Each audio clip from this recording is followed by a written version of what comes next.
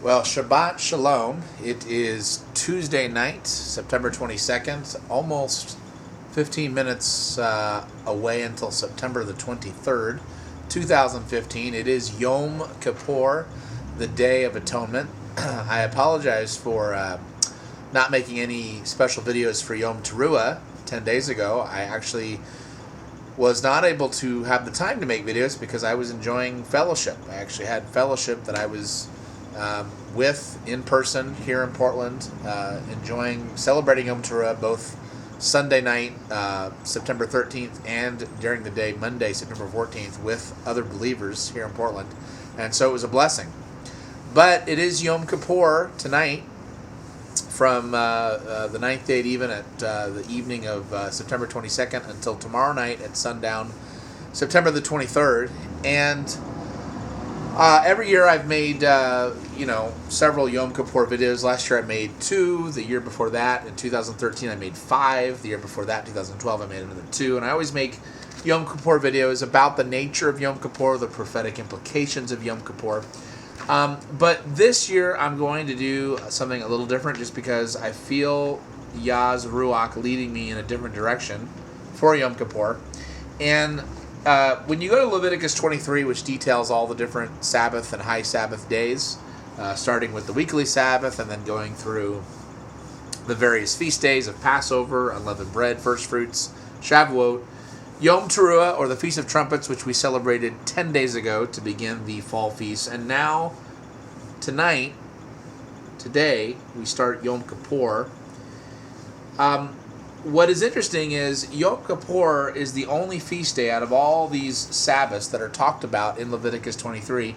It's the only Sabbath that basically says that if you don't observe this Sabbath, Yahweh is going to destroy your soul from among his people. Now, of course, it's still very important to keep the other Sabbaths that are detailed in Leviticus 23, but Yom Kippur is the only one that has this very strict penalty that if you don't observe this day and cease from doing work and afflict your soul by not eating food, not drinking water, then Yahweh is going to destroy your soul from among his people. That's what he said. So, obviously, it's very important that we celebrate Yom Kippur on the correct day, because if we don't, Yahweh says if you don't keep Yom Kippur on the right day, he's going to destroy your soul from among his people. So we need to make sure that we're keeping this 10th day of the 7th Hebrew month on the correct day, which of course falls on a different calendar day every year, either in September, October, depending on the year. Last year it was on October 4th, from the evening of October 3rd to the evening of October 4th. It actually fell on a Sabbath last year. This year it falls on a Wednesday. So every year it's different. So I thought it would be very good to do a teaching for Yom Kippur about the scriptural calendar.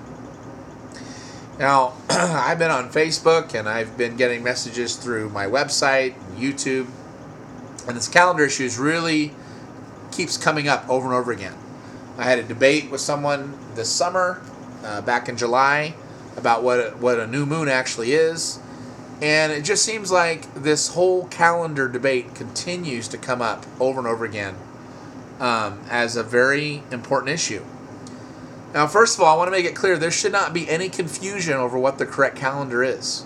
Okay? Just like Yahweh makes it very clear what day Shabbat is on, which coincides with our pagan calendar of Friday sundown to Saturday sundown.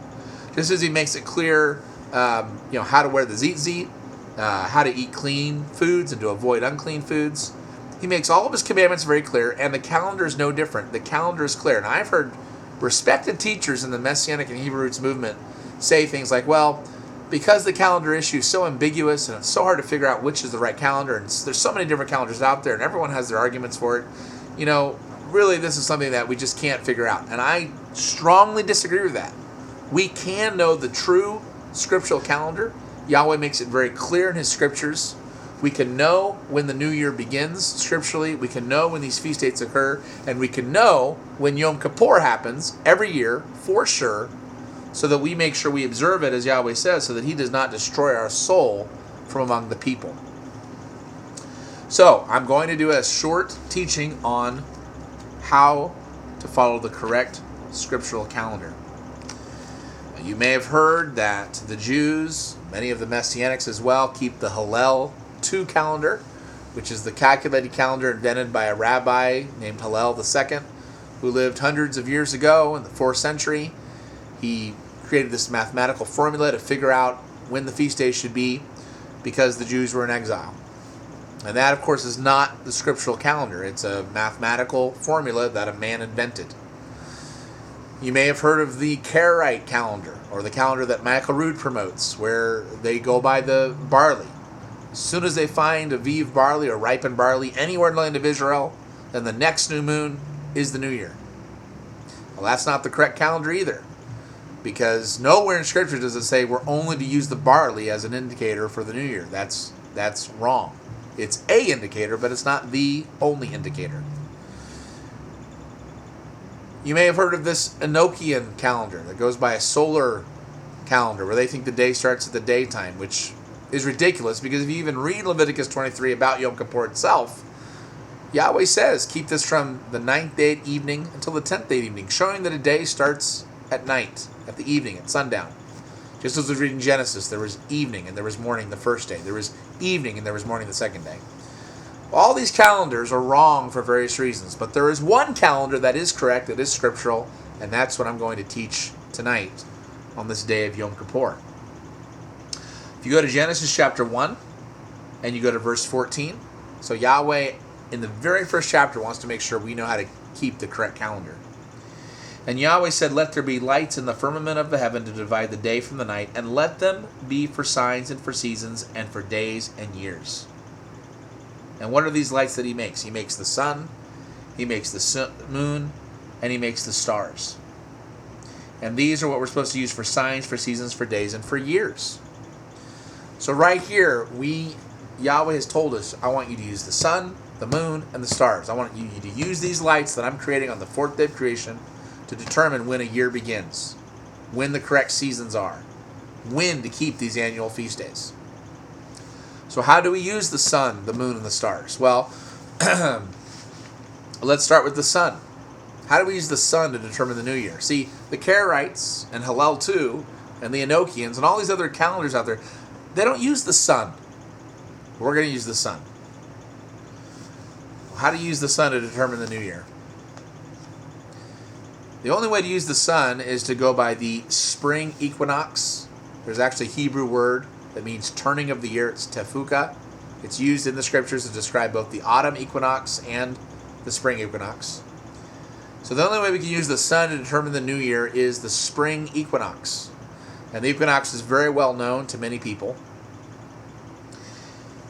We know that the month begins on the new moon. Now, what is a new moon? The new moon is not a crescent. Okay, there is a word, saharon, for crescent. It actually describes a moon crescent, or jewelry in the shape of a moon crescent.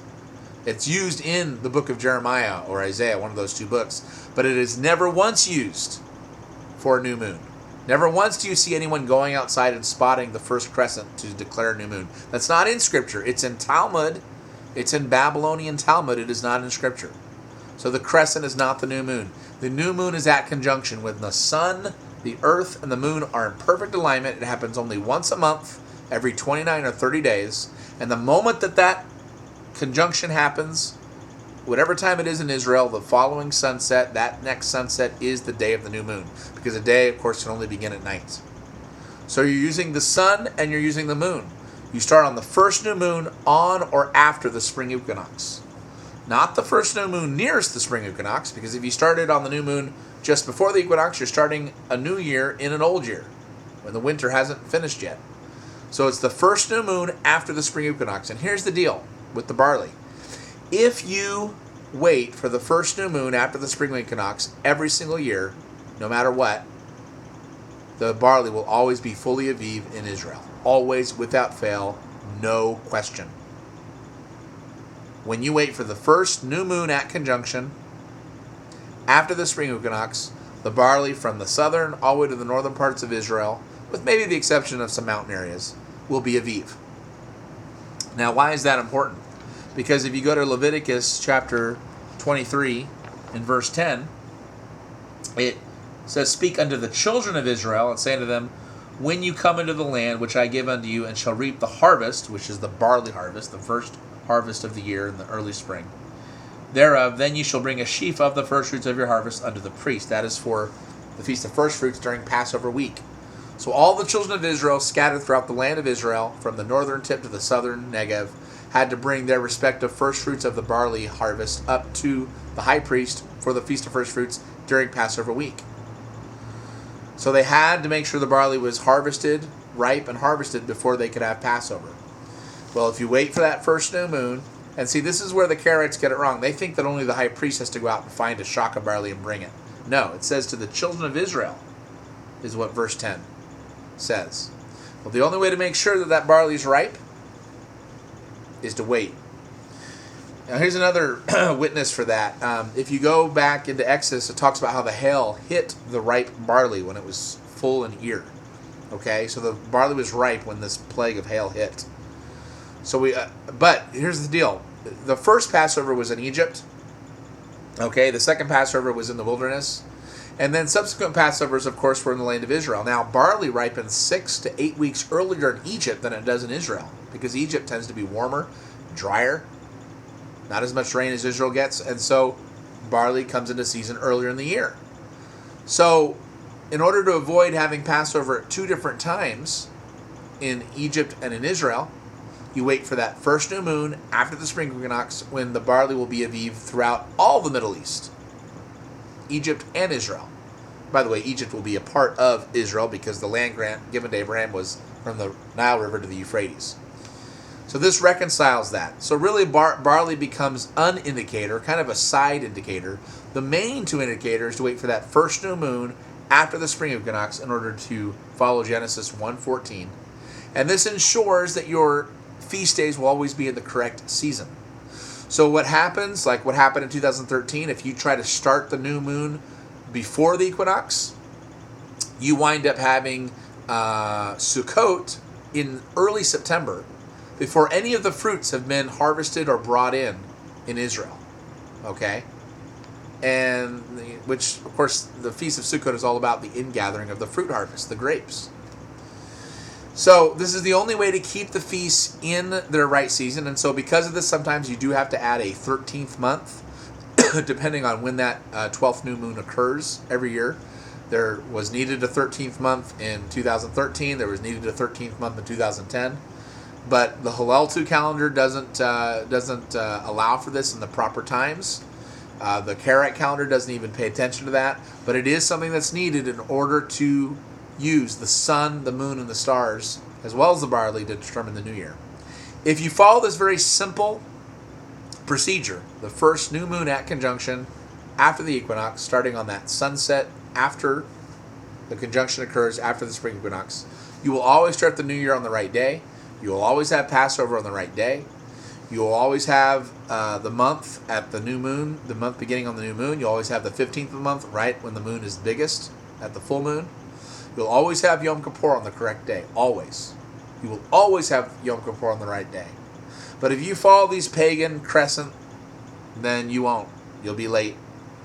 If you follow Hillel, you could be off by a day or two. If you follow the Karaites, you could be off by a whole month. Okay? This is the only correct scriptural calendar. It's very simple. It's very clear. Even a child could learn it. And you follow that calendar, you will keep Yom Kippur on the right day, and then you won't have to be concerned about your soul being destroyed from among Yahweh's people, because you'll be doing it on the correct day. So I hope that this teaching, though simple, is also very clear and shows you on this Yom Kippur, this Day of Atonement, the correct scriptural calendar, which is easy to see in Scripture, easy to implement, easy to follow.